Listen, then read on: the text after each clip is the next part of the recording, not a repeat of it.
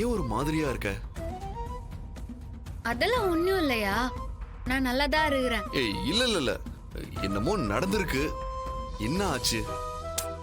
ஐயோ ஒண்ணும் இல்லையா, அதான் சொல்றேன்ல. இங்க பாரு, உண்மையை சொல்லு ராணி. என்கிட்ட எதையும் மறைக்காத ப்ளீஸ். அது எனக்கு ஒரு கெட்ட கனவு வந்துச்சியா. என்ன கனவு? எனக்கு குழந்தை சுகப்பிரசவமா நல்லபடியா பிறந்துச்சு. ஆனா நான் மயக்கத்துல இருந்து கண் முழிச்சு பாக்குறதுக்குள்ளாரையும் திடீர்னு குழந்தைய காணோயா.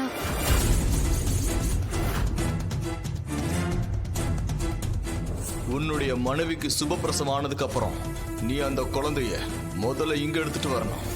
நீங்க இந்த ரகசிய குறிப்பேட என்கிட்ட கொண்டு வந்து ஒப்படைச்சா நீங்க என்ன சொல்றீங்களோ அதை நான் அப்படியே செய்யறேன். இது சத்தியம்.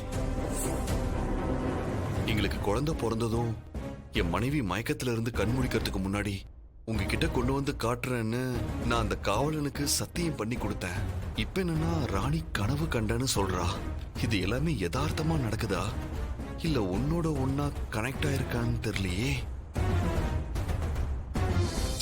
இங்க பாரு ராணி, நாம துலாபாரம் கொடுக்க போனதுல இருந்து அங்க இங்கன்னு ஒரே அலைச்சலா இருந்துச்சுல்ல, அதனால அப்படி ஏதாச்சும் ஒரு கனவு வந்திருக்கும். அதெல்லாம் ஒண்ணும் இல்ல, நீ எதை பத்தி கவலைப்படாம இரு. சரி, நான் ஆபீஸ் வரைக்கும் கொஞ்சம் அர்ஜென்ட்டா போகணும், நான் போயிட்டு வந்துடுறேன். நீ எனக்காக வெயிட் பண்ணாம சாப்பிட்டுட்டு ரெஸ்ட் எடு, சரியா? நான் போயிட்டு எவ்வளவு முடியுமோ அவ்வளவு சீக்கிரம் வந்துடுறேன். ஓகே சரி, வரேன். தாடிகாரா, சீக்கிரமா வந்துறியா? நீ வரலனா எனக்கு தூக்கமே வராது. சரி ராணி, நான் போயிட்டு எவ்வளவு முடியுமோ அவ்வளவு சீக்கிரம் வந்துடுறேன்.